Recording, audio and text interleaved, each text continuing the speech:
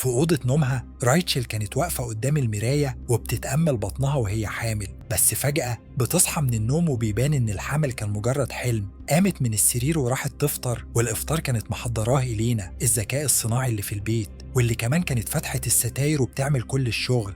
إلينا لاحظت إن نسبة السيروتونين عند رايتشل قلت، فقالت لها تروح تقعد شوية في كبسولة الطبيعة الصناعية، بس رايتشل رفضت وقالت إنها مشغولة.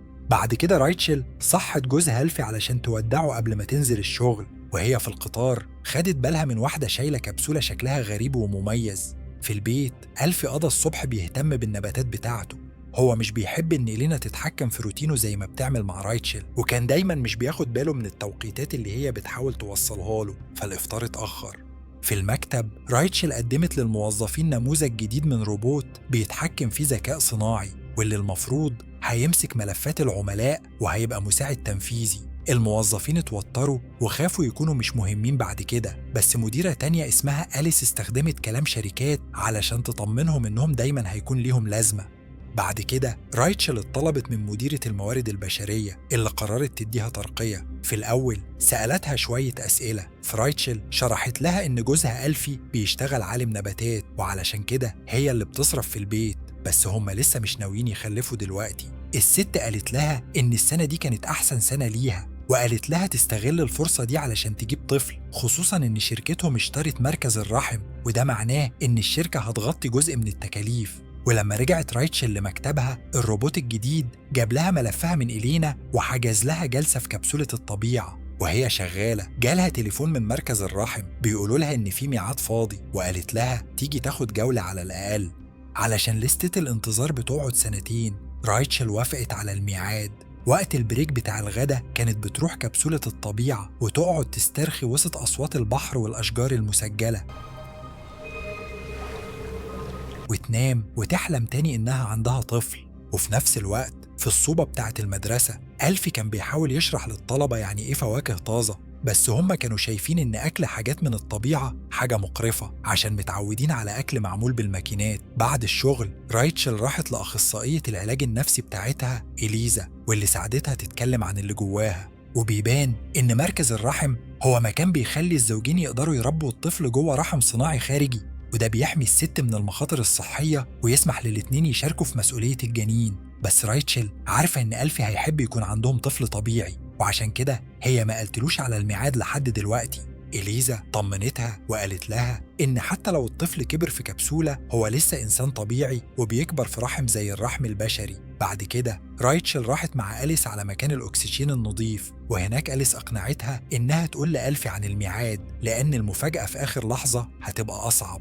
بس لما رايتشل رجعت البيت وهي ناوية تتكلم، ألفي بدأ يحكي لها عن يومه، وكان بيشتكي إن البشر بقوا مقطوعين عن الطبيعة وإزاي ده مأثر على المجتمع. الكلام ده خوف رايتشل وسكتت ومعرفتش تفتح الموضوع. يوم الخميس رايتشل راحت لوحدها لمقر الرحم. أول حاجة فرجوا الزوار على فيديو من مؤسس المركز، واللي شرح إنه بدأ الشركة علشان يساعد الستات يبقوا ناجحات في شغلهم ويحلوا مشكلة انخفاض معدل المواليد.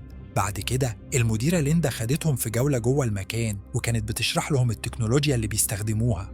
في أوضة الحضانة اختارت كبسولة بتاع واحدة من العاملات علشان تفرجهم على الجنين اللي بيكبر جواها. الأهالي يقدروا من تليفوناتهم يشغلوا للجنين موسيقى من كل الأنواع، ويختاروا كمان هو هياكل إيه. الكبسولة بيجي معاها قاعدة بتتثبت في البيت، وفيها بطارية بتقعد 48 ساعة لو الأهل محتاجين يسافروا. رايتشل سألت لو الطفل ممكن يسمع اللي حواليه، وليندا قالت لها طبعا، وشجعت الأهالي إنهم يتكلموا مع الطفل علشان ده بيساعده ينمو ويتطور. بعد الجولة ليندا ورت رايتشل الأسعار وطلبت منها تدفع عربون علشان تحجز مكان. بالليل رايتشل رجعت البيت، وألفي قالها إنه جاله إشعار بإيداع $8700. ساعتها ما كانش قدام رايتشل غير إنها تعترف بالحقيقة، إنها حولت الفلوس دي لمركز الرحم علشان تحجز المكان.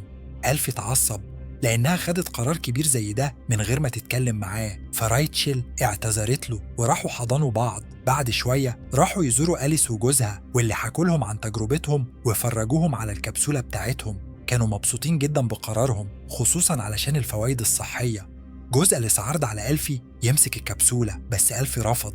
ولما رجعوا البيت بدأوا يتخانقوا عن فكرة الرحم الصناعي، ألفي شايفه مجرد جهاز بلاستيك مليان كيماويات، بس رايتشل مصممة إنه بالنسبة للبيبي بيحسه كأنه رحم حقيقي. ألفي قال إنه محتاج وقت يفكر، بس رايتشل فكرتها إنهم لازم يأكدوا الحجز بسرعة علشان ما يروحش عليهم. فقررت تحل الموضوع وطلبت من ألفي يروح يشوف إليزا معاها. وافق، بس طول الجلسة كان رافض فكرة الذكاء الصناعي، شايف إن كمبيوتر ما فيهوش مشاعر مش ممكن يفهم الحالة النفسية. بس إليزا ردت وقالت إن العكس هو الصح، وإن عدم وجود مشاعر بيخليها تدي نصايح من غير تحيز. بعد ما الجلسة خلصت، ألفي كدب على رايتشل وقال لها إن الجلسة كانت كويسة، وفي نفس الليلة راحوا يتعشوا في مطعم وكملوا خناقتهم هناك. رايتشل في الآخر زهقت وقالت له إنهم مش هيخلفوا علشان هي مش عايزة تتخانق معاه تاني. ولما رجعوا البيت حصل اللي حصل بينهم، وساعتها ألفي قالها إنهم لازم يعملوا البيبي بالكبسولة علشان هو شايف قد إيه الموضوع فارق معاها. تاني يوم راحوا يقابلوا ليندا علشان يوقعوا العقد. ليندا سألت ألفي لو مهم بالنسبة له يكون هو الأب، لأن في الحقيقة هما محتاجين بس بويضات رايتشل، بس لو عايزين الطفل يطلع ولد ساعتها هيحتاجوا الكروموسوم واي من ألفي. رايتشل من غير تردد قالت لليندا إنها عايزة يستخدموا كمان بذرة ألفي ويسيبوا الطبيعة تختار النوع. بعد كده قعدوا يتفرجوا على عملية التخصيب على شاشة كبيرة، وليندا كانت بتشرح لهم اللي بيحصل. بعد شوية الممرضة جابت لهم الجنين في برطمان صغير، وكان منظره بسيط جدا مش مبهر.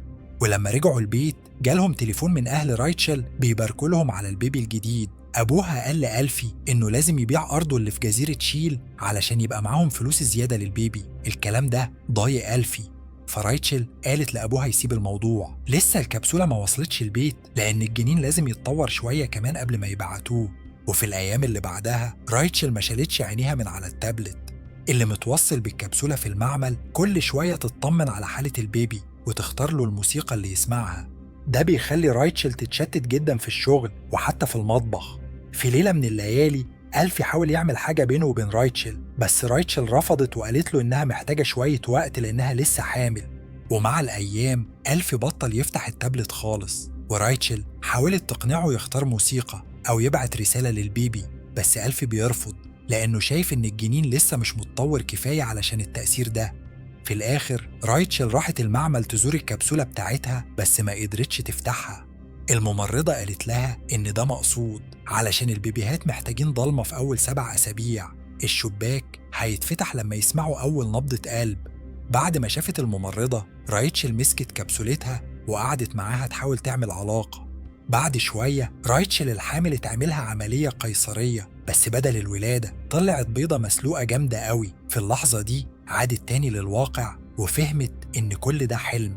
في المرة اللي بعدها راحت عند إليزا وحكت لها عن الأحلام اللي شايفاها، بس إليزا قالت لها إن تفسير الأحلام بقى حاجة من الماضي، والعلم الحديث قال إن الأحلام مجرد حاجات عشوائية. بس رايتشل أصرت، فإليزا قالت لها إن الحلم ده بيأكد اختيار رايتشل إنها تستخدم رحم صناعي. بعد كام أسبوع الزوجين راحوا المعمل وأخيرا أول مرة يسمعوا قلب البيبي. الممرضة فتحت الشباك الصغير وشافوا البيبي بتاعهم لسه صغير وشكله عادي خالص. في بعض الأزواج بياخدوا الكبسولة معاهم البيت، لكن أغلبهم بيخلوها في المعمل عشان الأمان، ورايتشل وألفي عملوا نفس الشيء. عدى وقت ورايتشل خلصت تزيين أوضة البيبي. ألفي كان عايز يحط نبات حقيقي فيها، لكن رايتشل فكرت إن نبات هولوجرام هيبقى آمن أكتر للطفل. ألفي اتضايق جامد وخرج معصب وقال إنه هيزرع النبات ده في الجزيرة بتاعته بدل ما يحطه في الأوضة. ده خلى رايتشل تطلب منه يبيع الجزيرة عشان هم عمرهم ما بيروحوا هناك أصلا، وألفي فكرها إنهم مش بيروحوا لأنه هي مش بتحب تروح لما هو يعزمها. اتضح إن رايتشل مش شايفة فايدة إنهم يسوقوا 3 ساعات عشان يروحوا الجزيرة دي لما في مناطق طبيعة في المدينة. ألفي انفعل وقال إنه رافض يربي طفل في كبسولة طبيعية. بعد كده رايتشل راحت حمام سباحة، ما قدرتش تبطل تبص على ست حامل. الست سابت لها تلمس بطنها، ورايتشل اتدهشت من إحساس ركلات البيبي.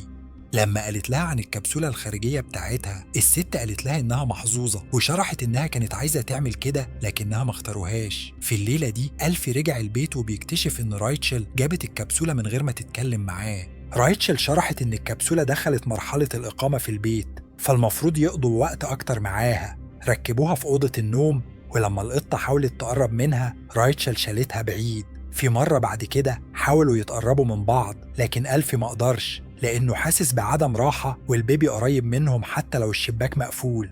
فقرر ينقل الكبسولة لأوضة البيبي، لكنه اتكعبل في السكة، بس الحمد لله ما وقعهاش.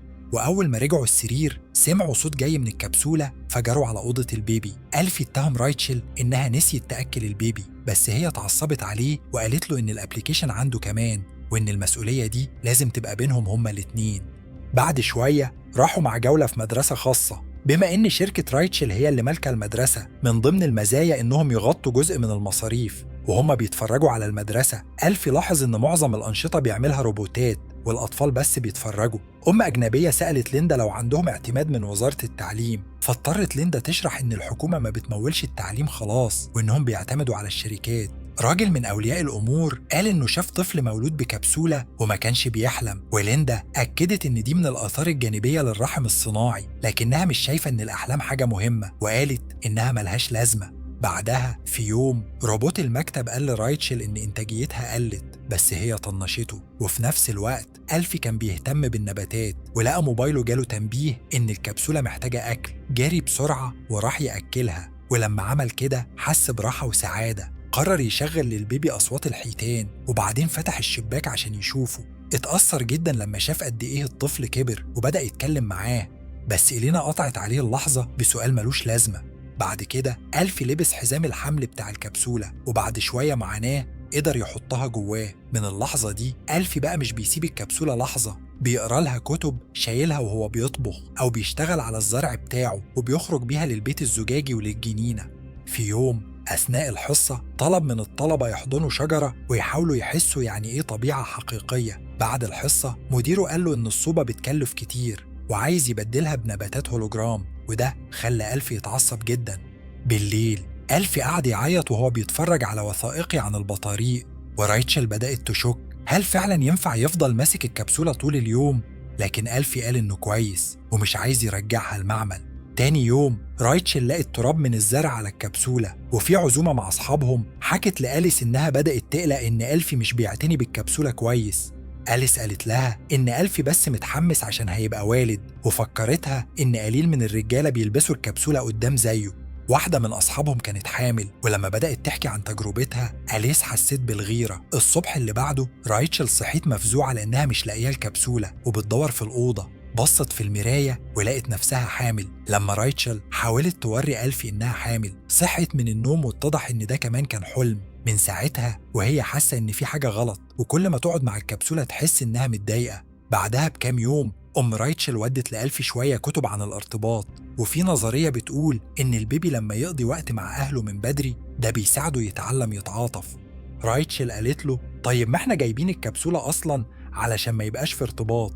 لكن ألفي قالها مش لازم نمشي على مدرسة واحدة، يمكن الخلط بين الأفكار يفيد. ساعتها رايتشل اعترفت إنها مش مرتاحة خالص، واقترحت عليه يروحوا سوا للدكتورة إليزا.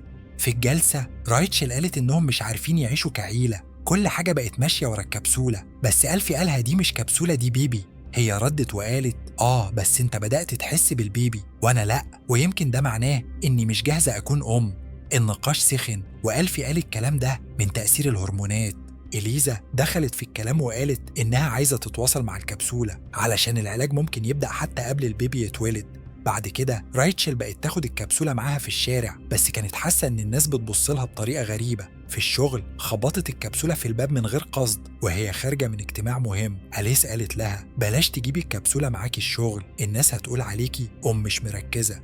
أليس خدت الكبسولة وحطتها في دولاب مخصوص في الشركة عشان الأهالي بيسيبوا الكبسولات هناك. بالليل رايتشل اتلهت في الشغل ونسيت ورشة مركز الرحم وجت متأخرة، وبعدين قالت لهم يرجعوا الكبسولات للمعمل عشان المرحلة الأخيرة. بعد ما البيبي مشي هما الاتنين حسوا بفراغ. في يوم على البحر رايتشل غطت نفسها بكوفرتة وكان البيبي معاها، بس تصحى تاني وكل ده طلع حلم. تاني يوم رايتشل جابت شوية زرع من اللي عند ألفي وحطتهم في أوضة البيبي، وألفي كان مبسوط جدا. بس مديرة الموارد البشرية قالت لرايتشل إن شغلها بقى سيء جدا، وهي برضو مصممة إنها مش مكتئبة. ولما البيبي قرب يكمل 10 شهور ليندا قالت لهم لازم يختاروا ميعاد الولادة، لأن الكبسولات دايما بتولد على 10 شهور علشان الطلب الكتير. رايتشل طلبت تاخد الكبسولة للبيت آخر شوية أيام، بس ليندا قالت لها لا ده ممنوع في العقد. وهم خارجين ادت لهم ليندا كريم هدية، وأول ما طلعوا لقوا ناس واقفين بيتظاهروا ضد الكبسولات، فجأة ألفي دخل جاري جوه المركز وفضل يدور وسط الكبسولات لحد ما عرف يلاقي بتاعتهم، شالها وخرج بيها من غير ما ياخد إذن. في نفس الليلة رايتشل بتحلم حلم غريب، كانت في سوبر ماركت وماشية ما بين رفوف مليانة أطفال للبيع وبتاخد منهم طفل. صحيت مفزوعة وصحت ألفي وقالت له: أنا مش قادرة أتخيل أول لحظة في حياة ابننا تحصل جوه مركز صناعي. أنا نفسي نخلف على الجزيرة في الهواء النظيف بعيد عن كل ده. ألفي عينه لمعت واتحمس وراح جاري على المركز علشان يتفاهم مع ليندا، بس أول ما شافته كانت باينة عليها الغضب. انتوا خدتوا الكبسولة من غير إذن، دي تبع الشركة مش ملككم. هي قالت إن الولادة ما بتحتاجش غير كود معين، بس برضه رفضت توافق على الولادة في البيت علشان كانت خايفة على الكبسولة يجرالها حاجة. الاتنين قرروا يتجاهلوا أوامرها وسافروا على الجزيرة بالكبسولة والقطة. فضلوا يتمشوا في الغابة سوا، ورايتشل أخيراً بقت قادرة تحس بجمال الطبيعة الحقيقية. في ليلة من الليالي رايتشل لاحظت إن القاعدة مش بتشتغل، وده معناه إن مركز الرحم فصل عنهم الاتصال عن بعد. رايتشل اتخضت وقالت ترجع الكبسولة، بس ألفي قالها إن ده ابتزاز وفكرها إن الكبسولة فيها بطارية شغالة 84 ساعة. تاني يوم الصبح صوت أغنية صحاهم، الكبسولة كانت بتعلن إن البيبي عايز يطلع. رايتشل جربت كذا كود على الابليكيشن بس ولا واحد نفع، فألفي بدأ يفك الكبسولة بإيده حتة حتة، وفي الآخر بعد كل التعب والهم أخيراً قدروا يشيلوا البيبي في حضنهم، عيونهم مليانة دموع فرح ووشوشهم مش قادرة تخبي الابتسامة. بعد شوية رايتشل جمعت قطع الكبسولة وحطتها في كرتونة وبعتتها للشركة، وراحت تريح في بيتها مع جوزها وطفلها الجديد. وده كان نهاية فيلمنا. أتمنى تكونوا استمتعتوا معانا. لو عجبتكم القصة ما تنسوش تشتركوا في القناة وتدعمونا بلايك وشير. نشوفكم في فيلم جديد قريب، مع السلامة.